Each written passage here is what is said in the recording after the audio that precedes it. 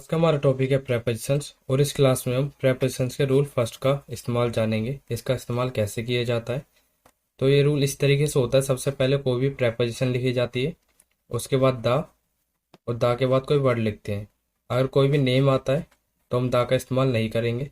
Name का मतलब है किसी जगह का नाम, किसी इंसान का नाम, इस तरीके से कोई भी नाम है, किसी त्योहार का नाम। बट ये याद रखिएगा, हिंदी में जो प्रेपोजिशन आएगी वो लास्ट में आएगी, बट इंग्लिश में हम उसका जो इस्तेमाल करेंगे पहले करेंगे। ये रूल इसका इस तरीके से होता है। तो जिन प्रेपोजिशन का इस्तेमाल हम इस वीडियो में जानेंगे तो वो इस तरीके से हैं: in, inside, out, outside, with, without, towards, across, beyond, along with, on, behind. आप इन सभी को याद कर लीजिएगा, क्योंकि आने वाले पार्ट्स में मैं केवल इन प्रेपोजिशंस को ही लिखूंगा, मैं इनकी हिंदी नहीं लिखूंगा। Behind, except, beside, about, around, during, against, for. और ये भी याद रखिएगा, एक प्रेपोजिशन का इस्तेमाल एक से अधिक मीनिंग के लिए किया जा सकता है। जैसे फॉर का इस्तेमाल के लिए, के बदले के लिए किया जा सकता है। अगेंस्ट का इस्तेमाल के खिलाफ, से अलग करके सेंस में किया जा सकता है। अबाउट का इस्तेमाल के बारे में या लगभग के सेंस में किया जा सकता है। तो आप ये मत सोचिएगा कि एक प्रेपोजिशन की हिंदी एक ही होती है। एक प्रेपोजिशन का इस्तेमाल कई तरीके से कई हिंदियों के साथ किया जा सकता है। तो हम इनके कुछ एग्जाम्पल्स देखेंगे। उससे पहले आप रूल 1 को कॉपी में लिख लीजिए ताकि आप अच्छे से समझ पाएं। तो पहला एग्जाम्पल है घर में, या कहिए घर के अंदर। तो में या के अंदर के लिए जो इंग्लिश होती है इन होती है, या आप इनसाइड भी लगा सकते हैं। तो सबसे पहले रूल के अकॉर्डिंग पहले प्रेपोजिशन होगी, तो हमने प्रेपोजिशन को पहचान लिया, के अंदर एक में जो कि इन या इनसाइड होगा। उसके बाद लिखेंगे द के बाद जो वर्ड होता है, जैसे यहाँ पर घर है, हाउस। नेक्स्ट एग्जांपल है स्कूल के बाहर, तो यहाँ पर के बाहर प्रेपोजिशन है जिसको आउटसाइड बोलेंगे, आउटसाइड। उसके बाद द, फिर कोई वर्ड जो कि यहाँ पर स्कूल है, स्कूल। अगर आप आउट का प्रयोग करना चाहते हैं तो उसके साथ ऑफ का प्रयोग होगा, तो हम इसको इस तरीके से बोलेंगे, आउट ऑफ द स्कूल।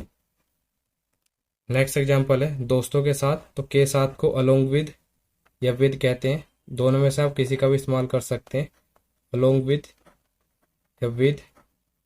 उसके बाद द फ्रेंड्स।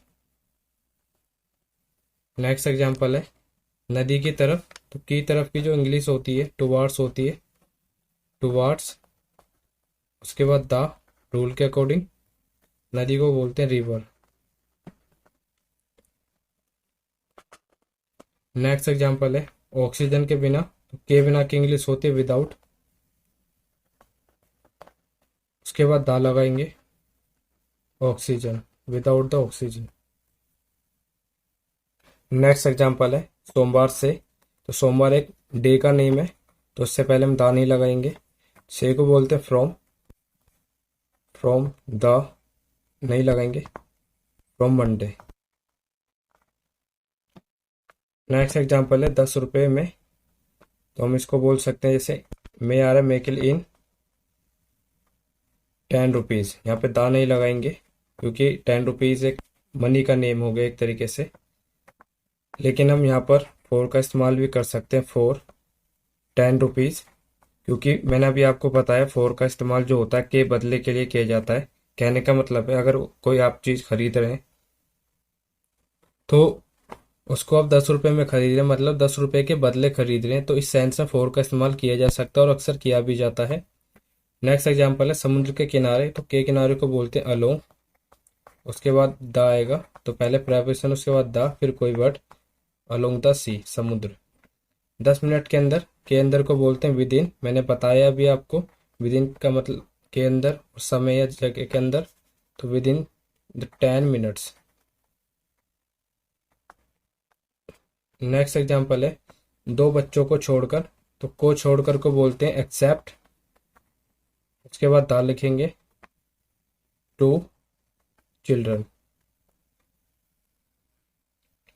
नेक्स्ट एग्जाम्पल है दीवार से लगकर, जब हम किसी चीज़ से लग करके खड़े होते हैं या फिर, तो इस सेंस में अगेंस्ट का इस्तेमाल किया जाता है।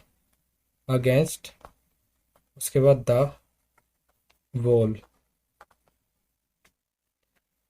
रात के समय के समय की इंग्लिश होती है ड्यूरिंग, उसके बाद द लिखेंगे, फिर नाइट, ड्यूरिंग द नाइट। लगभग 2 बजे, तो लगभग के लिए एग्जाम्पल में मैंने आपको अबाउट और अराउंड दोनों बताए थे। आप दोनों में से इस्तेमाल किसी का भी कर सकते हैं। अबाउट अराउंड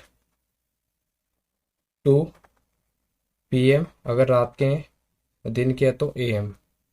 दा नहीं लगाएंगे इससे पहले क्योंकि एक समय का नाम है। बिजली के बिना, विदाउट, के बिना की इंग्लिश होगी। उसके बाद दा, बिजली मतलब इलेक्ट्रिसिटी। लास्ट एग्जाम्पल है इसका, कार के पीछे, तो पीछे की इंग्लिश होती है बिहाइंड, उसके बाद लिखेंगे द कार। तो शायद अब आप समझ गए होंगे। आप इनकी लिख करके प्रैक्टिस कर सकते हैं, क्योंकि आने वाले जो मैं वीडियोस बनाऊंगा उनमें इसी तरीके से छोटे छोटे पार्ट्स पूरे सेंटेंस पे लिखे होंगे, और आपको ये पहले से ही सीख लेने हैं कि इनको किस तरीके से ट्रांसलेट किया जाता है। तभी आप आगे चल करके बड़े बड़े सेंटेंस को ट्रांसलेट कर पाएंगे